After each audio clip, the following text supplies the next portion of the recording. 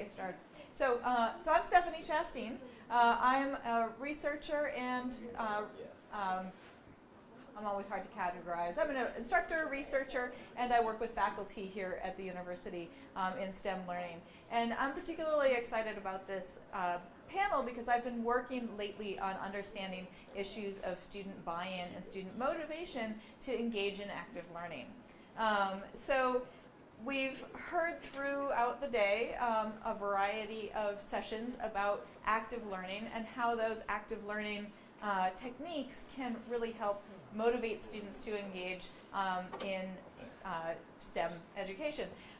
But one of the problems is, what if the students aren't motivated to engage in that active learning in the first place? Then everything is sort of all for, not quite for naught, but it's not going to get you as far as you would have hoped. What we really want is for students to participate in those active learning techniques and engage in them. So, but it can be tough to get them there if they're not expecting or not used to active learning. So I'd just like to hear a couple things from the groups. What are some things that you have either experienced or observed in another faculty's classroom that showed you that students weren't quite where you wanted them to be in terms of buy-in or engagement? Like, what are some challenges you've had? Mm-hmm. They don't come prepared. I've asked them to do something in preparation for the day, and they don't come having done that. So they don't come prepared, so like you can't even kind of get off the ground with your technique. What are some other challenges? Sticking points. Mm-hmm. I've had homeless students. Homeless students. So it's hard to, when someone can't fulfill their basic needs of shelter and food, how do you get them to actually care about what's going on in the class? Mm-hmm. When doing group work, some students have trouble communicating frustration in a polite way to their group members, so they can't work in groups effectively. So group dynamics issues, where it can be challenging for students to be in these group situations and then find a nice way to deal with that so that they can be more productive in that group.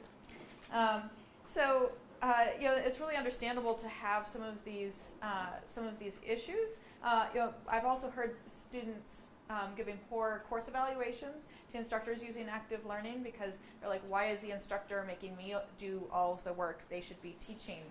What is it with these clicker questions? Like, I came to learn, not to try to figure things out myself.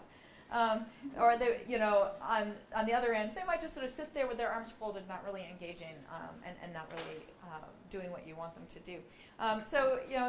Students aren't really used to active learning. That's not their typical mode, so it's understandable. And this is why I've become really interested in this problem. So I'm putting together some guidance for instructors to use in what I call framing the active classroom to help students to get on board.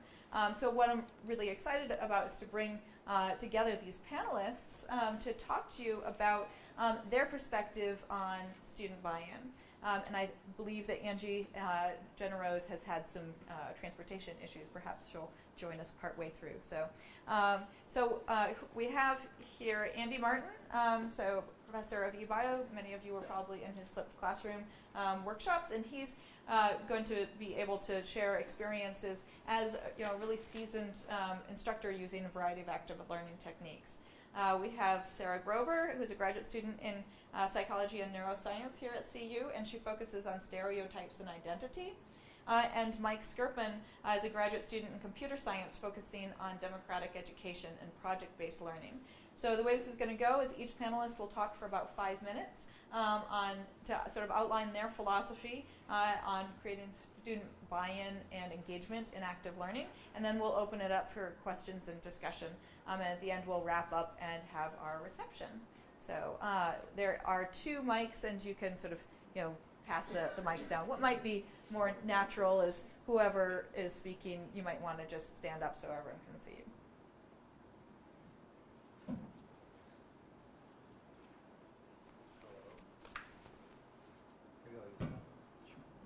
Why'd you hand me that one? Hi, I'll stand up.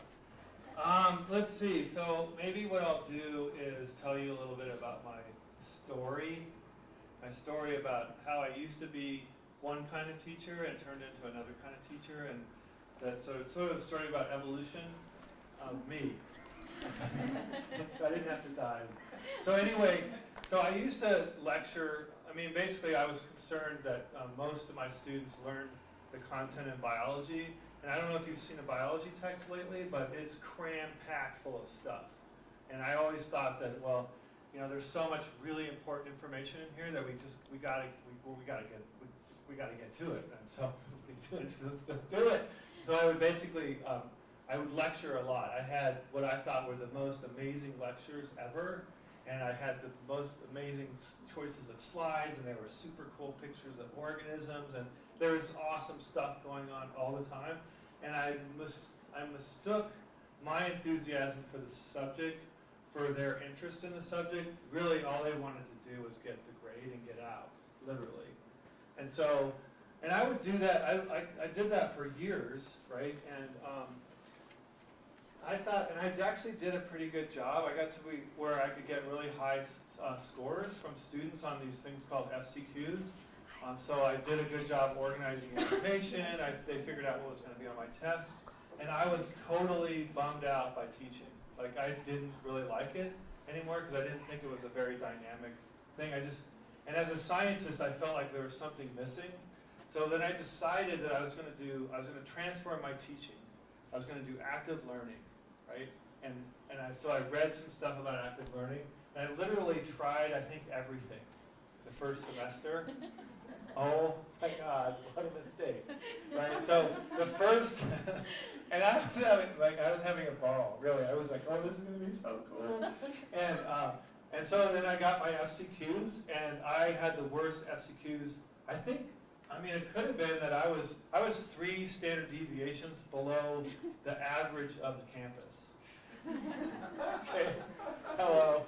Okay, clearly I wasn't doing something, and it turned out I wasn't doing a lot of things that I should have been doing to make it. And so big time reflection at that point, like, is this the right career choice? That kind of stuff, Fortunately, I didn't go. I basically decided, okay, what do I need to do? And I think the number one thing I needed to do was communicate with my students, like, what I was trying to do. Like, why am I making you do what I'm asking you to do? And it turns out that's almost the number one thing, right? Make sure that they know why it is that they're doing what you're asking them to do. If it's not clear, it's a mystery to them. It doesn't line up with what they think they should be doing, and that disconnect is really a problem for you to be an effective educator. So much of the time I spend in active learning is actually helping students understand why it is that we're doing it this way. And we don't just do it once or twice. We just sort of talk about it, why it is that we want to do our education in this way. Why is it that I'm not lecturing, you're not taking notes, looking at the book, figuring out what's common between them and trying to remember that stuff? Why is it that stuff isn't the stuff that we're doing? We're practicing a lot of process skills. And so I think the number one thing I would say is that if you're going to go to active learning, make sure the students know why you're doing what you're doing, and then obviously don't try to do it all at once. Because if you look at the active learning literature, there's a ton of things that you can do. Many of them are awesome things to do, but if you do them all at once, it's going to be a disaster. And I can tell you that from experience. Is that good? That's great, thanks. And I just want to introduce, is this working okay? Does this one sound better? Yes. I thought so. This has got some. Yeah, some issues. So, but I just wanted to introduce Angie, who just came in. But we'll let you catch your breath before we make you talk. Are you sure I can go ahead and introduce myself? I sort of just gave everyone sort of brief introduction at the beginning. Okay. I just didn't want you to remain mysterious. Thank you. So Angie is an adjunct faculty member at the Community College of Denver. So she is our community college voice on the panel, and she's also currently a PhD candidate in educational psychology. So we'll let you catch your breath, and we'll come to you last. So here.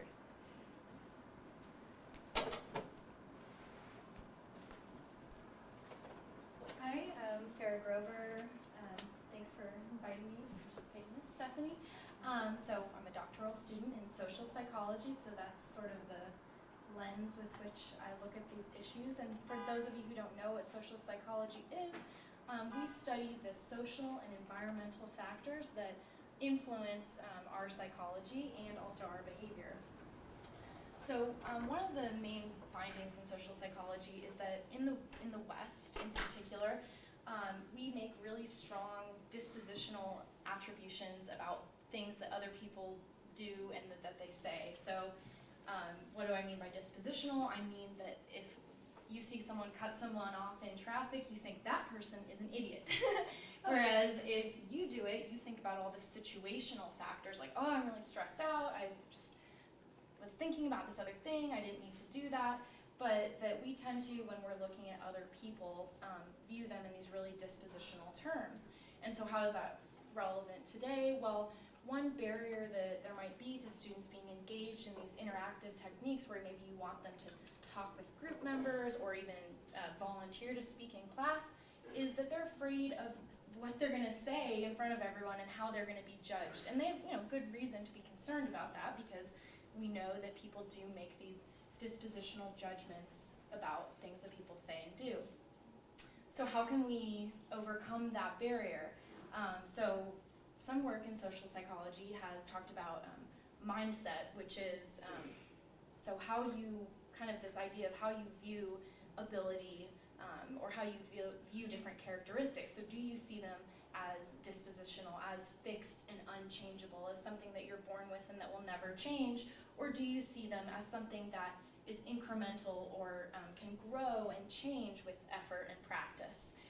So of course we know, for any of you who've heard about the grit work or heard of Angela Duckworth or any of that, is that people that are really successful aren't born that way, that they work really hard. And not that they just work really hard, but that they're persistent and they continue working for a long time on something. And I think nowhere is that especially true as it is in these like math-based kinds of classes where it takes a lot of grit and practice and repetition to get good at these different skills and topics that you're teaching. So how can we encourage people to be grittier? Well, one way is to induce this kind of growth mindset by teaching students. You can use the metaphor, the brain is a muscle that gets stronger with practice.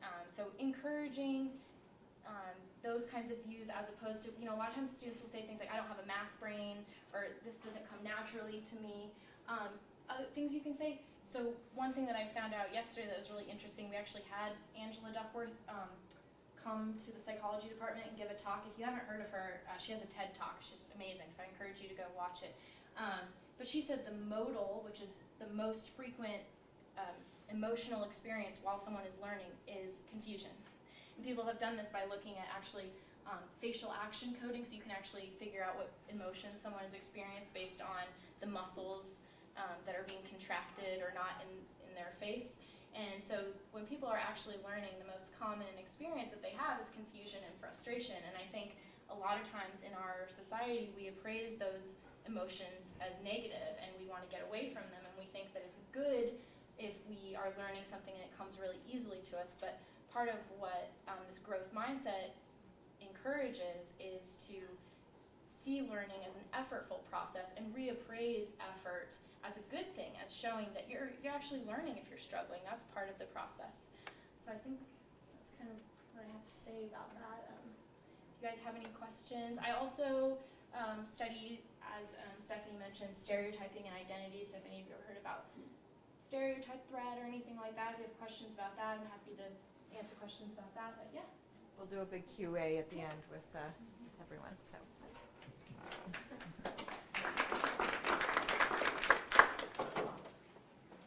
Yeah, so I'm going to bring up two things and kind of framing my take on all of this. So I'm a PhD student in computer science, but I started in the School of Education, and I'm very interested in making democratic classrooms. So I do that from computer science because I'm actually also interested in tools of participation. As everybody knows, it's not always easy to get everybody to participate in a way that you want. And also there's a lot of people who, when they're given an opportunity to participate, they feel nervous or they don't want to actually share their true opinion, which is maybe like, I'm not ready to participate in the same activity that everybody else is. And so a lot of what I look at in technology is like how to get people to participate in a way that they feel comfortable in using technology as a medium, because, you know, well, it is the medium that most people are using now, although I don't think it's necessary. So with that comment, I want to first say, we're talking about student buy-in, but I want to bring a really quick note in about institutional buy-in. So something that I've been doing with the class I'm teaching, so I teach classes that are democratic from the first day. I'm telling the students, like, here I have this curriculum lined up, and you have the power to change that. You are going to be central in designing what this class is. You know more than I do what you want. You know more than I do what you're struggling with. So my whole goal is to facilitate you in exploring those struggles and actually getting to what you want out of the class. And when I say institutional buy-in, I mean, well, who's going to actually let you do that kind of thing? And so whenever I first came in and people were saying, oh, we want more active learning in STEM classes, and I was asked to teach, I said, well, look, if I'm going to teach and you really want active learning, if you really care about giving the students better class, we're just going to have to drop what you thought you wanted in your class. And you're going to have to let me do it my way.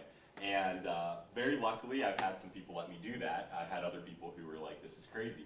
But it's worked out after the classes. So I think that's really important, because I think one of the biggest struggles as teachers that get what gets worked with, or tension that has to get worked with, is you want to do one thing and your institution wants you to do another, and you're supposed to find this compromise, and sometimes that compromise is the detriment to the very thing that you're trying to do.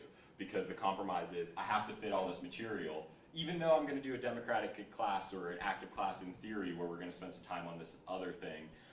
And sometimes that doesn't work, and I'm not going to say there's like a one-size-fits-all solution for this. There's definitely not, but I do think that I bring that up because if you really care about student buy-in, I think a big thing is determining what the biggest factors are and communicating that at an institutional level, that if you want us to do active learning, these are the kinds of things that we're going to have to do in the classroom, and being realistic about that and not just thinking you can just do it all and it'll just work.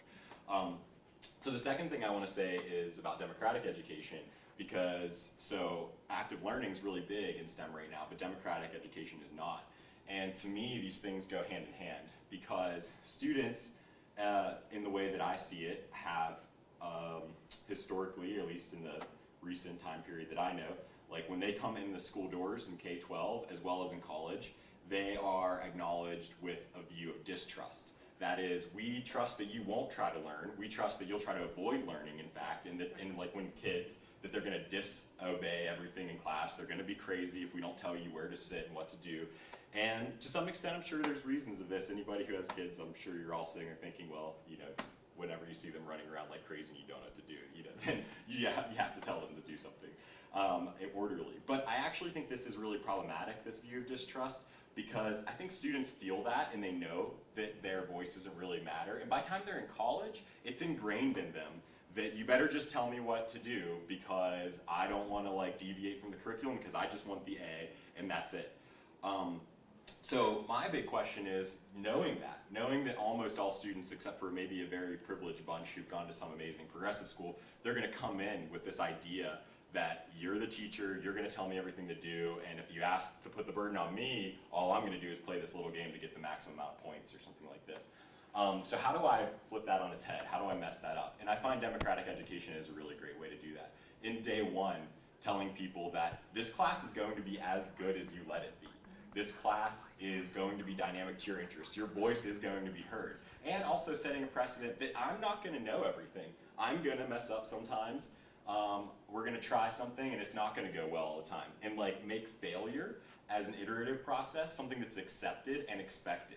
And that is really huge, because active learning, whenever every other day, every other class, it's a quiz, and the quiz is part of their grade, so the stakes are fairly high in their minds, and suddenly you ask them to do active learning in front of everyone else, and they're not 100% sure. I think that mindset of the high stakes, it carries over, and they're nervous. And setting a classroom where people feel like they can fail, if you can achieve that, it opens up so many doors. I mean, and to some extent what I've done is made the class workshops, made active learning, about the points are for participation. The points aren't ever for correctness, and at least the class that I run. You get graded on correctness in other places, and we'll evaluate that. But whenever I'm asking you to participate, I want you to participate, and I want you to try as hard as you can, and I don't actually care what the end result ends up being. It's the trying that's the really important thing. And so going back and just like tying this one last time to why I brought this into democratic education is, if you can get students to express what things they are actually comfortable in trying to do, what is that activity that would engage them that they do see as applicable to this class or what their goals are after this class, when you can get that out of people, whether that's in the form of a vote where everyone sees what everyone else's priorities are and it's all on the table, or whether it needs to be private, however you choose to do it, where they just kind of tell you and everybody gets a say and you kind of promissory say, look, I will make sure I incorporate what everybody says here. But having that ability to have your voice heard and what's going to shape what will happen to them and what the actions of the class will be has been really big for me. So that's pretty much all I want to say but yeah, looking forward to Q&A. Hi everybody, I apologize for my tardiness. It was a Murphy's Law kind of day that I think you can all relate to, one thing after another. But I'm very happy to be here. My name is Angie Jenkins, and I'm a PhD student, as Stephanie mentioned, studying educational psychology.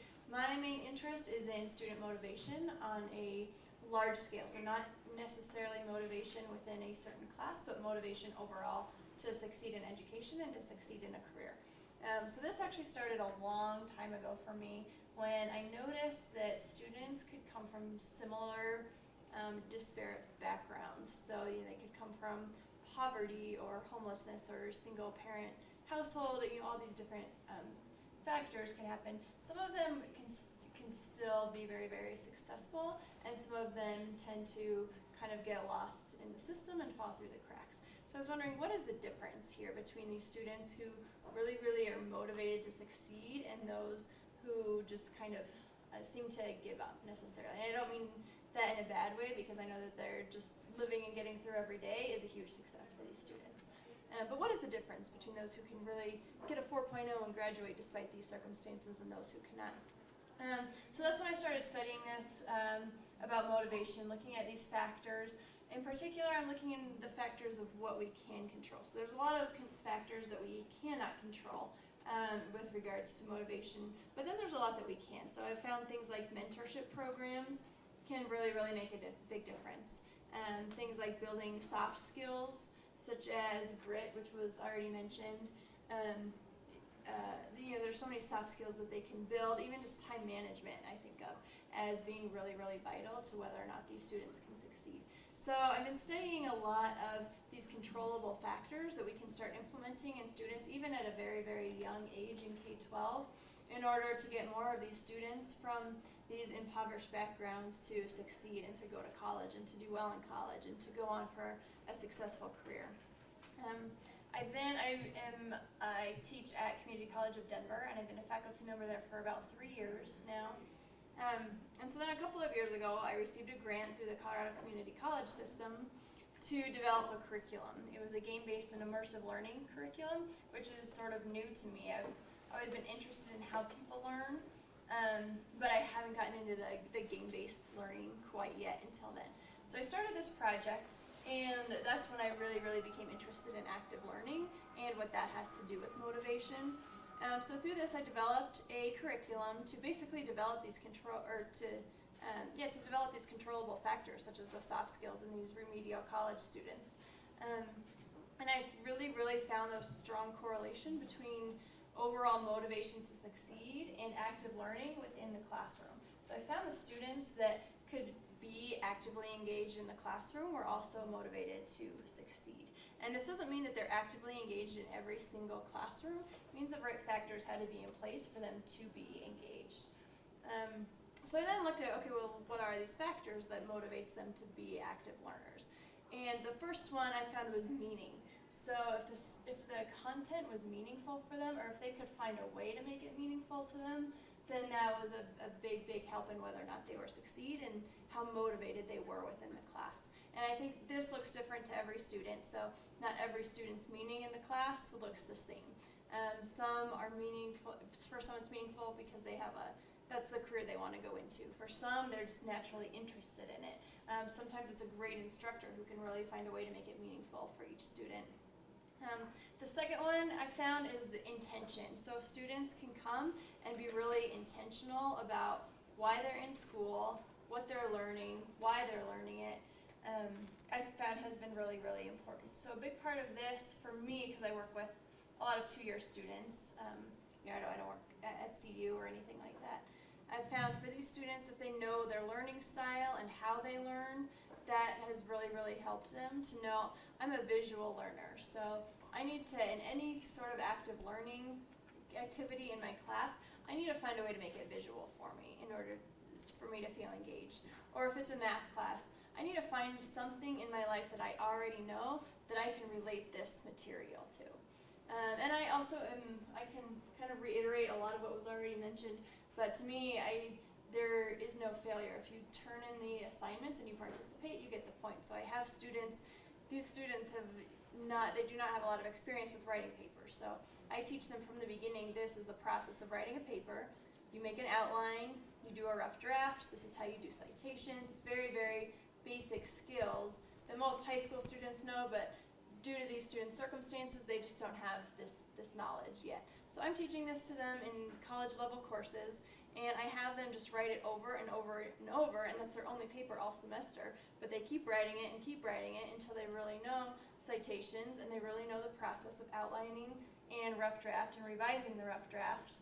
And then every time they submit it, they get points, and there's a process we go through, but I don't have them go through a process and feel that they didn't do well and then try it again on another one. I want them to really, really understand the material, and I think grading harshly and then just giving the paper back to them does not actually teach them what they need to know, and it doesn't teach them these skills. I want them to keep trying, build their grit in order so that they can succeed in the class, and then also transfer those skills to actually succeed in their college course or in their college path. Thank you.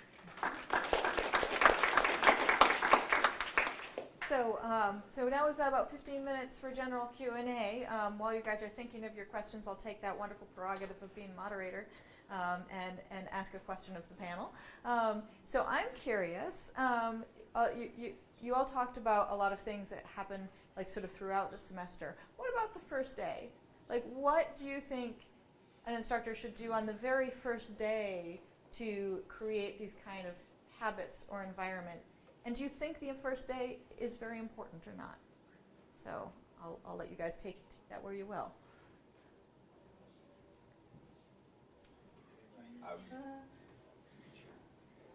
So yeah, I'll just go ahead on this because I have a strong opinion about this, which is I think that the first day is really, really important. I mean, if we're thinking about college classes, as everybody knows, that's your chance to drop a class if you don't like it after the first day. So to me, obviously, that impression is really important. Also, there's this idea of like classroom norms, and the establishment of those norms begins on that first day. And this kind of goes to something I was saying, whereas if you're doing traditional learning every day of the week, and then suddenly 6 weeks in you say we're going to do this active learning thing, and you expect everybody to just jump right on board with you, I think that's very assumptive. So I think that making that as a sort of statement and norm the first day, that hey, you are going to have power here, we're going to have certain things that we're going to do, and perhaps even trying and looking at what one of those look like, and show them maybe even like through giving them their points or grades for that week's activity. Just do it right there on the first day and be like, look, you already, because you participated, got those points and it worked out, and that's what it's going to be like every day.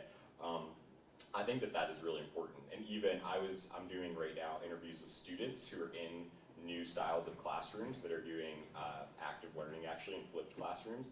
And I was doing one of these interviews yesterday, and one of the things a young lady said to me, who I thought she had a really good idea of what she needed to learn, and she seemed like a very motivated student, and she was like, my biggest problem with this class was they didn't even tell me what they were trying to do in day one. They did not even tell me that they were going to be like changing the course throughout. They didn't say any of this. And I would have been fine with a flexible curriculum, but I actually thought this was going to be a really stable curriculum, and I planned loads of my senior design project time and all this other stuff, and then it wasn't what I expected, and it really threw me off. And I think that kind of speaks to what a lot of students feel if the first day comes in and you're acting as if it's going to be one-way quizzes and attendance, and then tests, and then 2 weeks later you're like, oh no, everybody drop everything and do this experiment with me or something like this. So it's nice to let them know what's ahead. Yeah, I think that setting your expectations for your students appropriately on the first day is important, and I think that the psychological literature would say that anytime we have our expectancies, like we walk around the world expecting certain things to happen, and when those things are violated, it's an aversive experience, and so, yeah, I would just agree with that. I agree with what's been said. I think that's great. Anything to add? One thing that I would mention, if you teach at a community college, then you are very familiar with the students who are there for financial aid money. And they know how to work the financial aid system, and they know as long as they keep going to class, even if they get an F, if they stay somewhat active all the way through, they'll get their financial aid money and they're happy, and they're not there for the degree necessarily. So we have found that this is because I teach a remedial class, a very, very large number of students in this situation. And they'll tell me, the first day, I'm here to get financial aid money. Once my financial aid check comes in, then I'm good. I'm just going to do the bare minimum in order to get that check. So we found, okay, well, these students have probably the lowest motivation of any possible student that you can imagine. So what do? How do we still take advantage? They're here at least some of the time in the class. They're at least once in a while going on our learning management system and at least putting a discussion up here and there. How do we get the most of the very, very little time and effort that we're giving to them?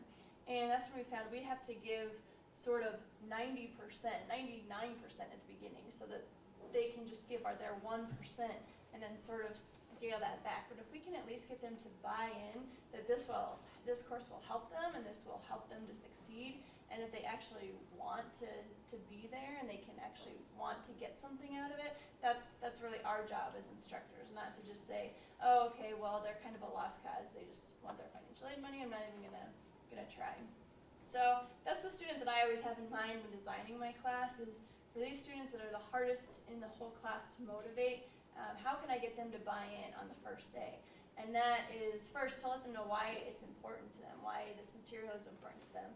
Sort of the course objectives of not just this is what you will learn, but this specifically is what you get out of this class. On the last day of class, you'll be able to walk out this door and you'll be able to do X, Y, and Z that you weren't able to do today. And you'll be able to manage your time better, which you can apply to any circumstance, any career.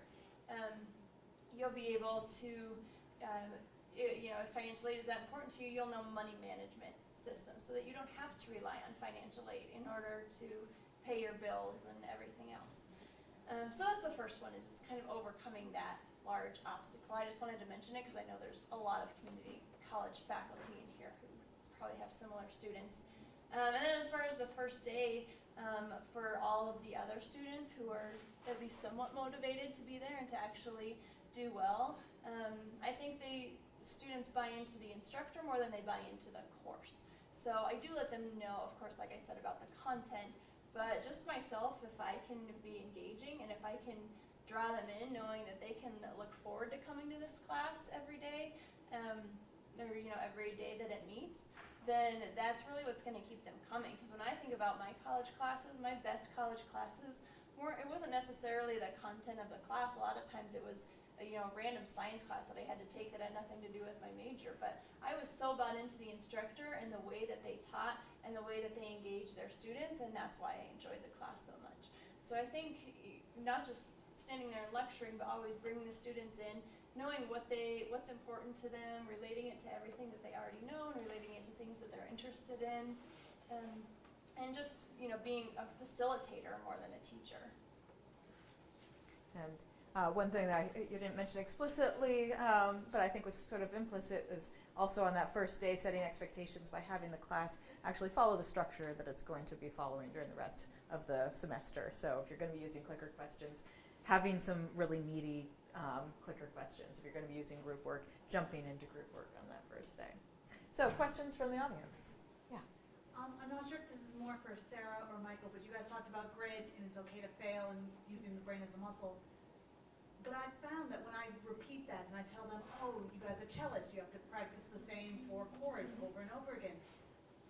The biggest conflict I've ever had in the class is when I told a student it's okay to fail, and I thought he was going to rip off my head. How do you get students to buy into that failure is acceptable when they come in, and I have a general ed class, so I teach 101 astronomy. None of my students want to be astrophysicists. They want their science credit and to get out. And so me telling them it's okay to fail, they're like, no, I want my A and I want to go. How do you get them to accept that learning is growth?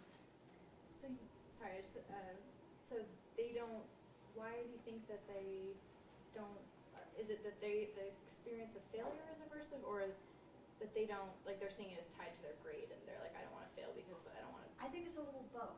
Okay. Well, I guess my response would be that part of not only just encouraging that mindset, but also something I forgot to say, and I think you kind of said, was it's like a normative thing that actually like everyone does, like even people that are good, even the person that gets an A in the class is gonna mess something up at some point. Like no one is perfect. And there's this, I forget who it is, some biologist wrote a blog post about how like, sorry scientists, like I'm not perfect, like I do all the, you know, and just kind of, because I think a lot of times like we as teachers and you know, people that are teaching to other people, we don't kind of expose our own, like I've struggled through things, or I've, you know, this is like a normal thing that everyone who's ever done this has done. So I think that's maybe another piece of it, is like just not only saying that that's the way to learn, but saying that there is, like, this is how everyone does it, and this is even how I've done it, you know.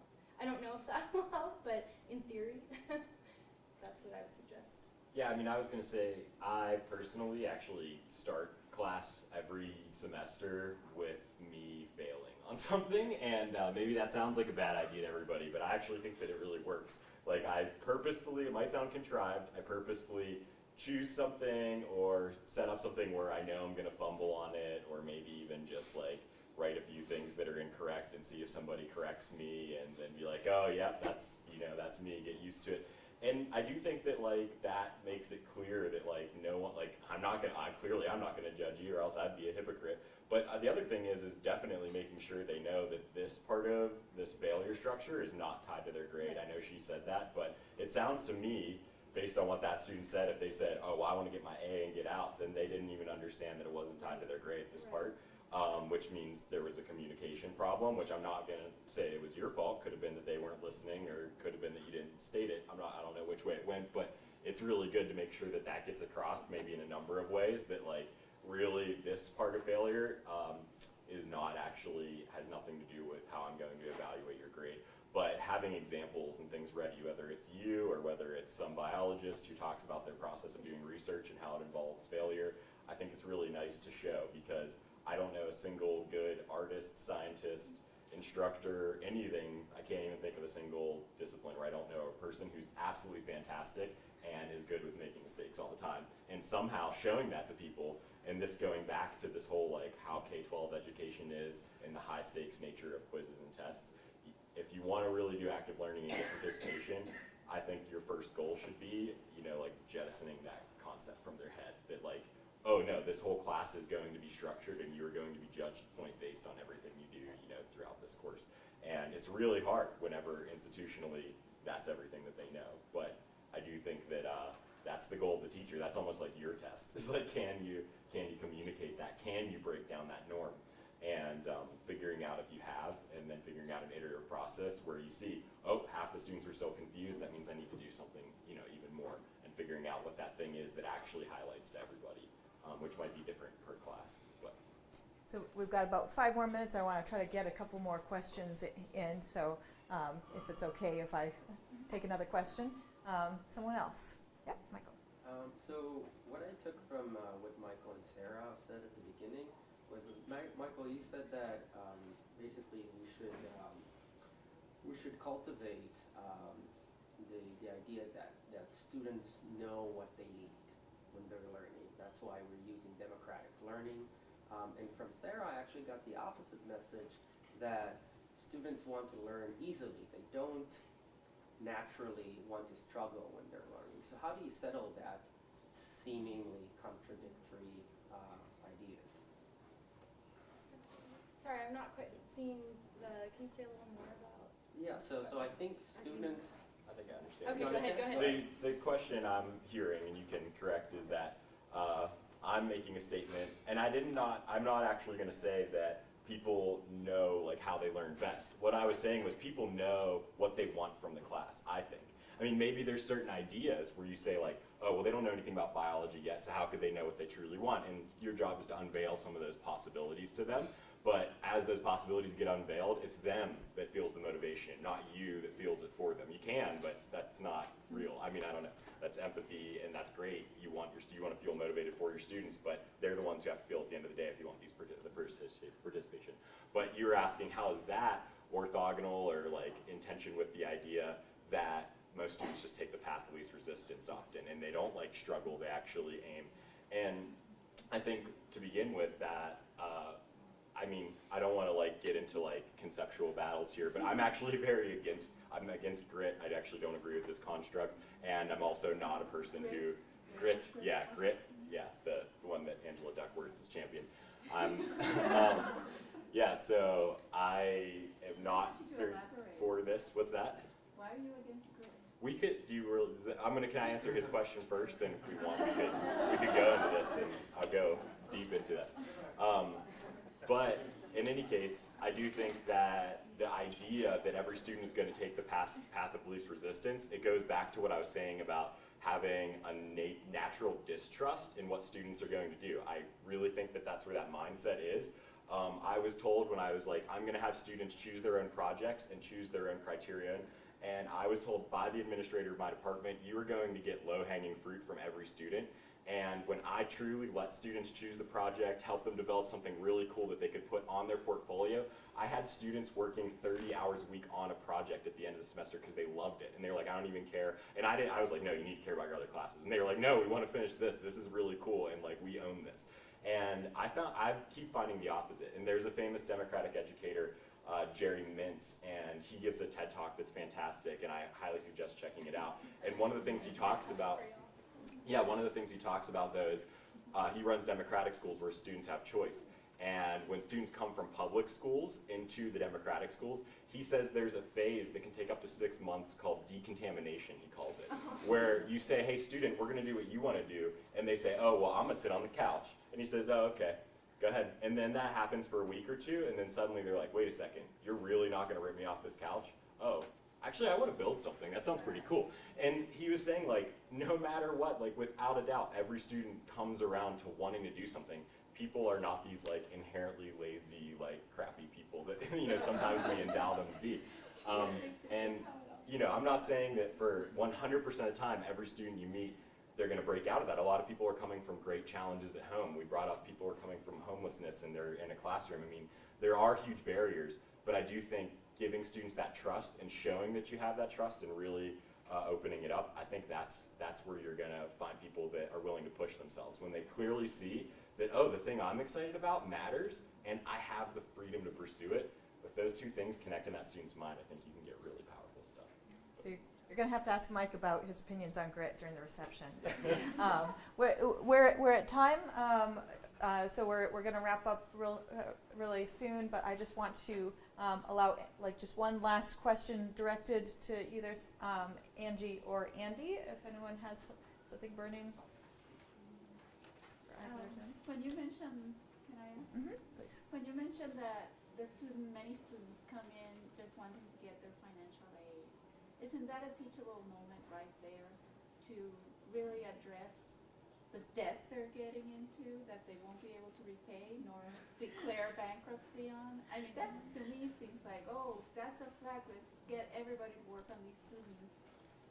Yeah, absolutely. I mean, I think like that is the big first piece that I like to address with these students is, okay, you step back and look at your situation right now. And now you're in school, so I know, through a Pell Grant, a lot of them they're not paying tuition. So then I can use that as a teachable moment to say, why would you want to waste that opportunity? You're going to be coming to school whether or not you actually want to be here. So I know you want to come to get your financial aid, but why not take advantage? You're here, you don't have to pay tuition. You're getting the financial aid whether or not you engage in school. So why not? Why not take advantage, come out with a degree, network with people, use all of the college resources, and then when you get out, you're not in a situation of needing to find a quick fix to pay your bills all the time. You can get a good job and a job that you enjoy, and then this is not going to be a long-term problem. You can, I'm sure you have goals that you want to meet. You may have kids and you want to pay for their college tuition. You may, be living out of other people's homes and you just want to have your own apartment or your own home. You can take advantage of the situation so that you can get there. I mean, all you have to do is just give effort. That's the only difference. It's not going to cost them any money at that point. It's just a matter of whether or not they give effort. So just to sort of recap really quickly some of these like big framework messages, then really we want students to be engaged and participate, in part by being motivated to engage, in part by really understanding why active learning is helpful and is going to help them achieve their goals, and then feeling confident and trusted within the classroom so that they have that sense of ownership and self-efficacy in the classroom. And again, this is active work of mine as well. There is a link within your resources page. I just wanted to highlight in that folder, there is a list of resources. There are resources on clickers. There are resources on this framing work. You'll be able to sign up for my email list if you want more information on student buy-in if you go to that framing website. So I want to thank our panelists very much.